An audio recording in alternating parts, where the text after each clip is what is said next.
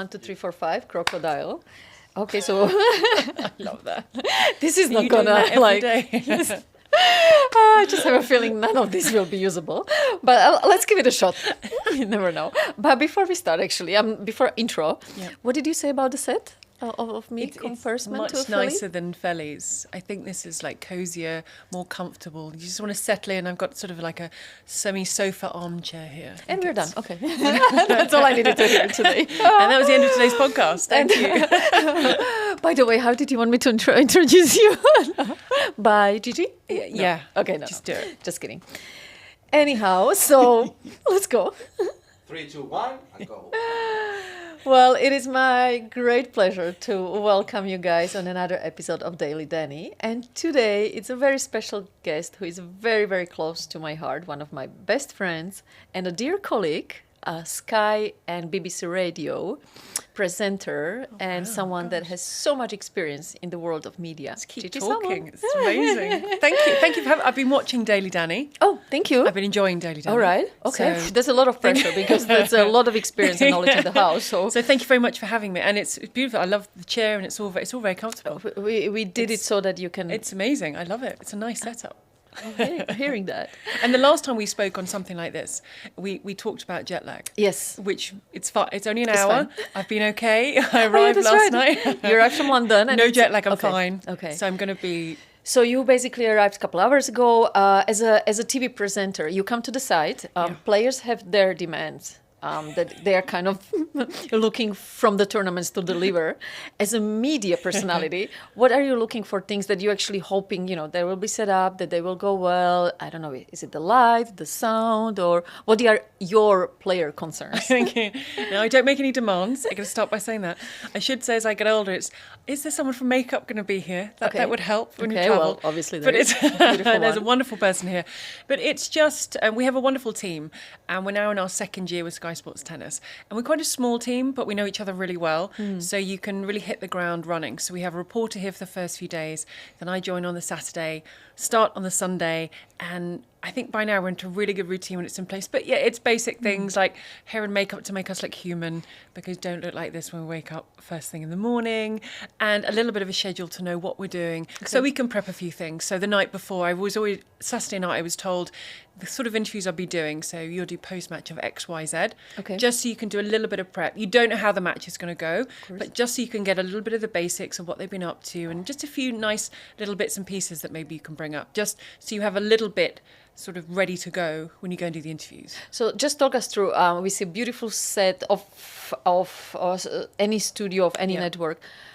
What goes before that to actually make it look so glamorous, and you guys are ready to go and talk about anything really? The big thing that makes it glamorous when you're somewhere like Madrid is the centre court, is the background, is the scenery. That's the wonderful thing, because behind you have the Manolo Santana Stadium, and that's the best thing. Everyone's just looking around at what they can see and who they can see. But a few months before, a team will come out and they'll go round the stadium with people from the Madrid Masters, and they will, where can we go, where can we be? We have a position at some places. In Miami, we had a rain position, which came in very handy on the final when it rained all day. So you have to have all those bases covered. So we have a central position on court where the players will come and speak to us at the end of the match, which I think is amazing. They've just played 2.5 hours, 3 hours, it's been up and down, and then they walk over to speak to you. So they've had no time to think or process it. And I remember when Andrei Rublev won last year and he was so ill, he was just leaning down and he said, I don't know how I did it, and I was so sick. And you get the real person. So we have a wonderful position there. We have one in the stands. We have one in the concourse and the practice court. So we want to give a real flavour. We're here and we want to show everybody, we want to show off the tournament of where we are, which is amazing. It's amazing, and we are so grateful for the work you do, because at the end of the day, without the media, there wouldn't be a tournament and there wouldn't be players. So you guys have the most important position as far as delivering the image of any event. But is it tough for you guys with all the media requests you get? Because you're not just getting Sky from the UK, you're getting media from all over the world with, I imagine, quite a few demands. I'm just loving how you always are able to turn this interview, and now you are the reporter and you start to do your job. But I was waiting for it. But we did well for 5 minutes. I felt very comfortable in my position, and But going back to, no, actually, I have to say, working with Gigi, it is the ultimate privilege because we always have such a great time. And I'm learning so much from you without you actually knowing it, how to be a good presenter and how to do my job the best way I can when I'm, well, sitting in, I don't know which chair. Well, this one actually right now. This one's bigger and more comfortable. No. I'm just going to say this is lovely. But for an example, we were watching Aryna Sabalenka play today, and for me, what I love, aside from our friendship, is I can ask you about things that are happening on the court. It's picking your brain as to those little bits of why is this working for her? What has she done? What do you think she's changed? What does she need to change? They're all things that we can look at and try and figure out. But you're someone that's been on that court and you've played these guys and you've had a professional career. So for me, I find it fascinating just to, sometimes I feel I'm doing it too much, but just to pick your brain and to get inside, how's she feeling and why has she done that and how can she go from that and suddenly be that? I think without really promoting ourselves, but that's why we work so well together. Because I've never done it. Humbled. You've done a lot of it, and we're both good at talking. What I mean is, you see, we told you this wasn't going to go anywhere. That I think we go so well together because you just know how to ask the right questions, and I just tell you how it was as a player to be in those positions. But it's just really interesting, isn't it? Finding out. I've just spoken to Jacob Fernley, the British player, his coach, and they were at university together and they were on the same team and then he became his coach, just to find out what he was like, what's he like away from the set, and finding out that he looks really relaxed, but it doesn't come easily to him. Every day they work as a team on making him be relaxed and feel relaxed and just finding out about people and those little things that when you see them out on the court, you just have no clue. And that's what I love about the job I do, is just finding out about people and maybe finding out those little things. It's not just forehands, backhands and how the match went, but for the other things. So talk us through a little bit about how do you actually prepare for interviews, for asking the right questions? Because that's one thing I got so amazed and so lucky to be near you when I was, let's say, growing up in the media world, how much time you actually invest to getting ready for interviews and all your studio work and presenting. It can be really different because on a post-match interview, you might just have 3 questions. Talk us through that, because when I have to do it, I'm already freaking out since breakfast. Okay, I'm going to ask about, not the forehand. Okay, one funny question. Okay, Madrid. And it's like through the match, while I'm sitting there, especially towards the end of the match, like my version of what I'm going to ask on the court changes with every single point. But you have the hardest job because I think the on-court interview has to appeal to a TV audience that doesn't care about restaurants in Madrid and the audience in the crowd that wants to know about the restaurant that they love going to in Madrid. So you've got to get that combination of how was the match, how are you feeling? Oh, what are you going to do in Madrid? The people at home are going, I don't care what she's doing in Madrid. But the people in the crowd are going, I love that restaurant. And I'm going. So I think that's the on-court let's not interview. forget a player that maybe they were already thinking, okay, I should be on the bike recovering. So what are you doing? Exactly. You're wasting my time. And I love Yannick Sinner for me in particular. When he's had enough of an interview, he just said, thank you very much. He does it so politely. But when he's had enough, he goes, thank you very much. It's been an absolute pleasure. And he just walks off. And they've got another question. He just finishes. So I think that interview format is the hardest because you're appealing to lots of different people. When they come over on Sky, there's 3 questions. Of course, there's one about the match. And it depends who they are and who they're playing. You might move it on to the next person. But I like to find out, I asked Aryna Sabalenka today, does she feel, if she wants to be regarded as one of the greatest of all time, does she have to embrace the clay to the point where she loves it? Does she have to win Roland Garros to be be the greatest? You see, that's why you are the best. But in no, the I was business. just, it would even cross my mind to ask her that on the court. I was just really interested. I'm going to copy that and ask next time. Because she gave a really good answer about lifting that beautiful Howard's beautiful Roland Garros trophy. She'd love to do it. So it's just, but sometimes they'll take you down a different path. They'll give you an answer and you're like, oh, I've only got one question left. The hardest thing is when you get told you have one question, you're like, what do I do with that? Yeah. Like, what? Especially when it's like, no. So you ask like 3 in one. You're like, okay, I'm going to ask 3 questions in one and then just leave it there and see what happens. So it depends. And sometimes you'll get longer format and you've got, say, a sit down 10 minutes and then you can really sort of get into the nitty gritty. And I like to find out about players.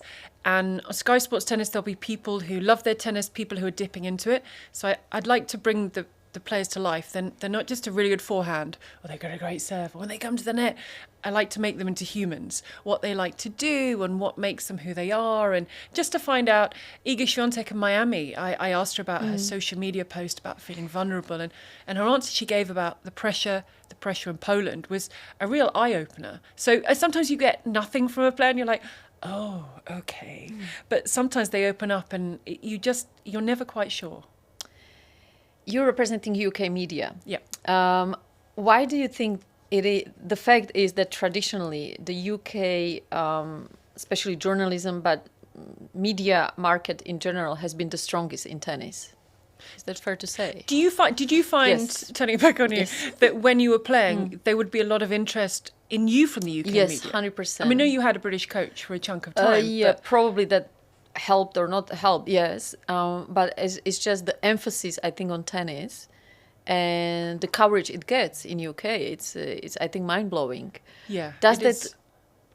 give you a little bit extra pressure to deliver the best tennis product to your market? I think it's great. It gives us the opportunity to have a dedicated channel. I mean, how amazing is that? A channel where it's just wall-to-wall tennis. And as Yeah. we know, there is always tennis. It doesn't matter what level, you're going to find a tennis match that's going to be on.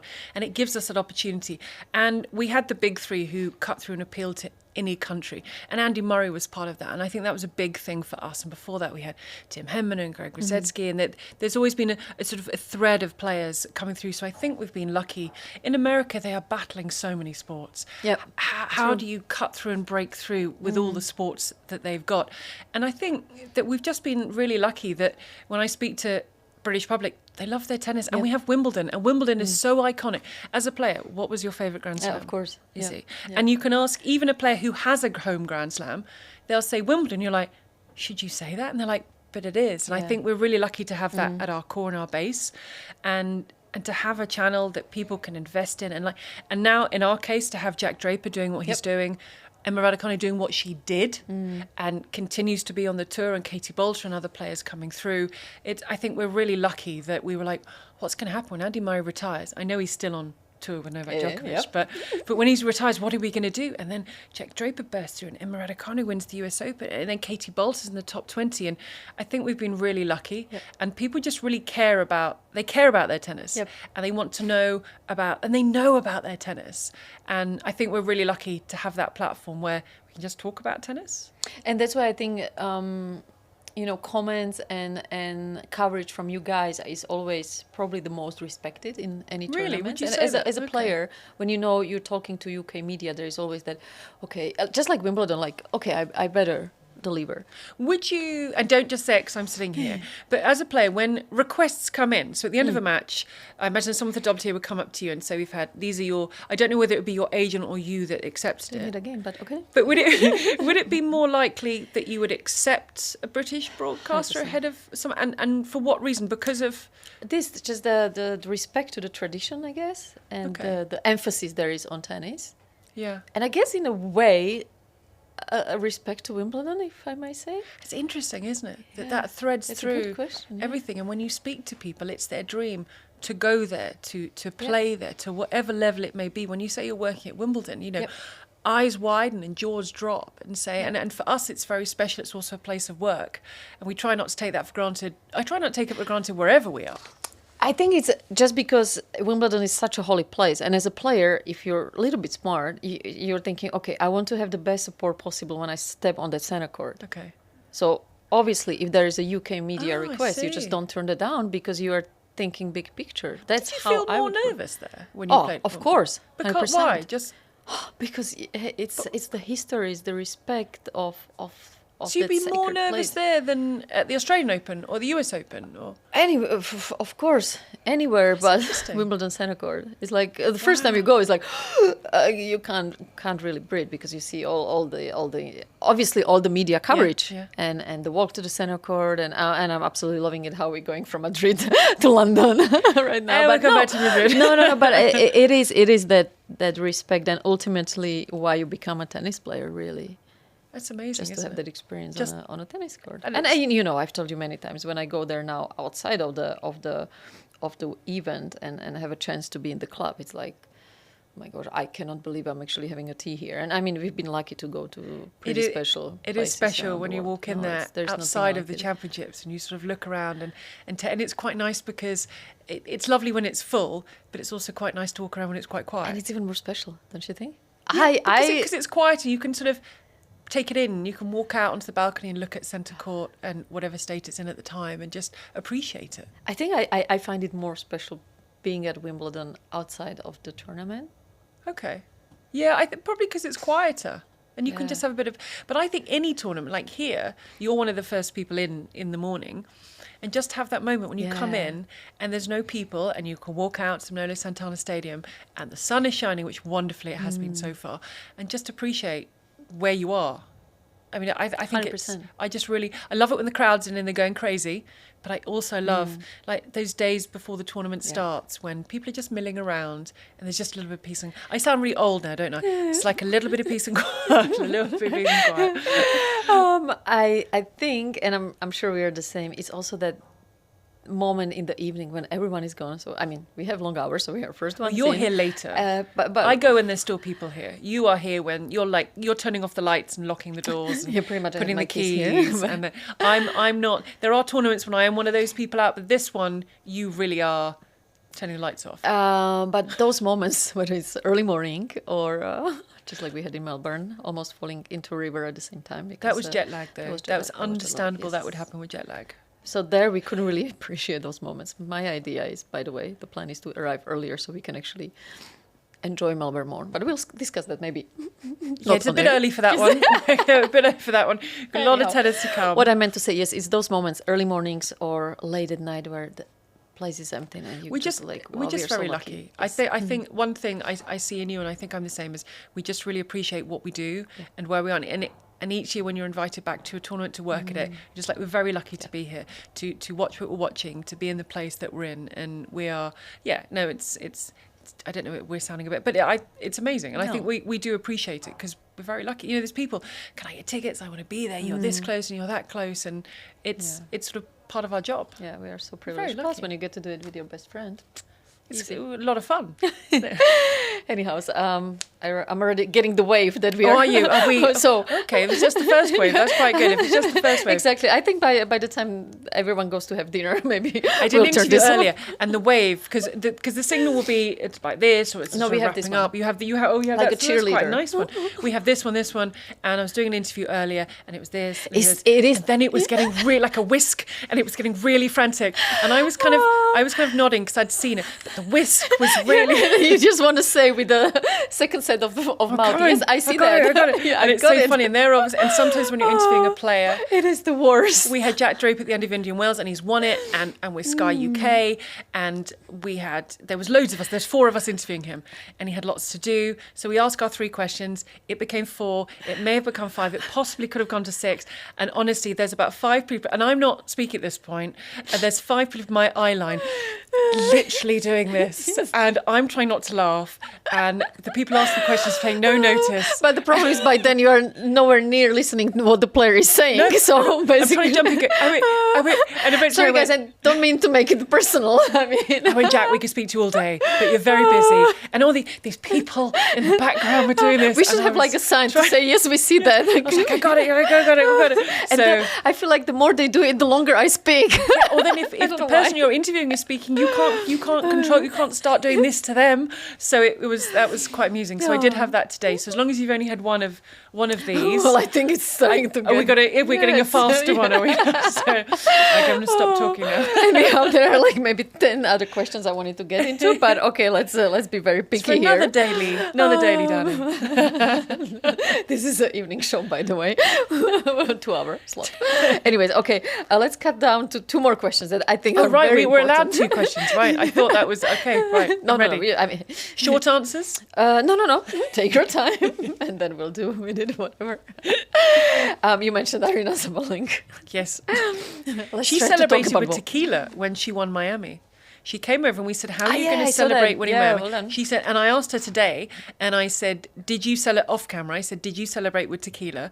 And she said, I can't remember. So I said, that means you must have done. Well done. Let's see what she does. That's a good question for next Encore interview. What's she going to, if she wins Madrid, what I'm just is basically gonna be taking her- my questions. Yeah, and what's going to be her thinking for the celebratory drink of choice if she wins Madrid? Yeah, that's a There you good go. one. We're thinking ahead, but Yes. sorry, your Sabalenka question wasn't about tequila, was it? Just women's tennis in general. Let's Yeah. make it really quick. Where do you think we stand at the Quick? moment? Oh, okay. Take your time. It's really good.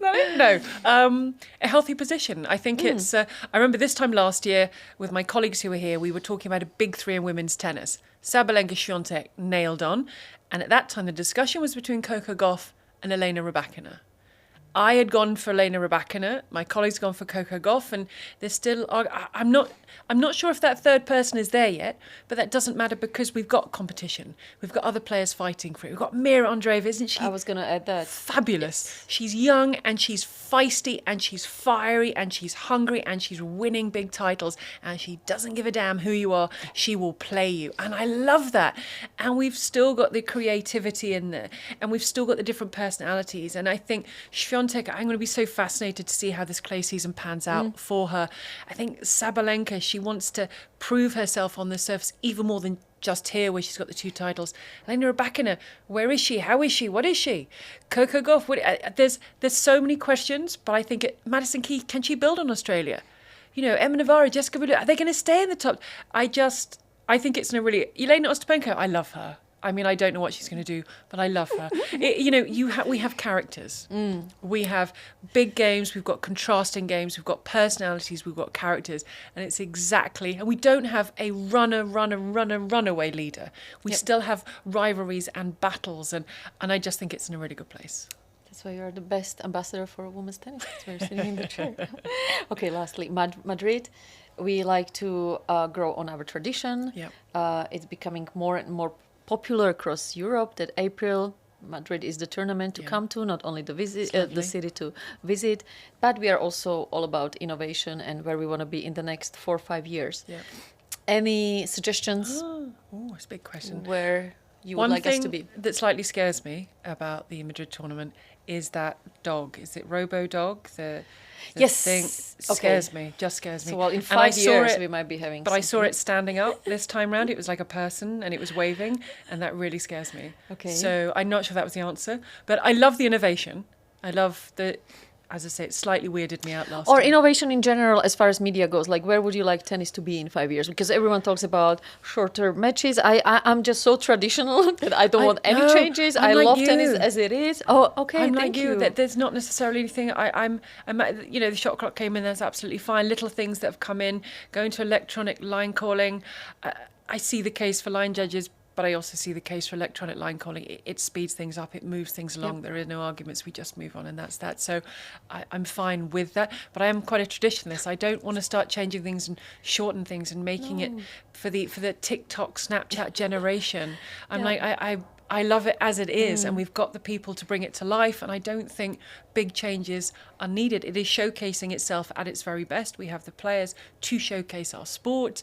I think if the media can I think financially that's been a big thing for newspapers, and I was speaking to a colleague, and he doesn't travel as much because they can't afford to send him, and he has to go where there are stories, and that's been the difficult thing in the media, is in the climate we're in, being able to travel to the tournament. So hopefully people can still continue to travel. We can still spread the word and be out there, because I think the tennis is doing its part. I don't want to see any big changes. I'm a traditionalist. I'm with you on that one. Well, Gigi, thank you so much for your time. I you know for you've having got me. interviews to cover and players to talk to. You are the person in the house. I may have missed one, but it's fine. I know. I haven't. My phone's off, so if it's happened, it's happened. Well, just blame it on me. But we are so excited for the fact how much you get excited about women's tennis. That's what our Daily Dani is about, to promote the female part of things, as you like me to call it. And I couldn't be more grateful for your time and for have you around finally. Thank you for having me. Yep.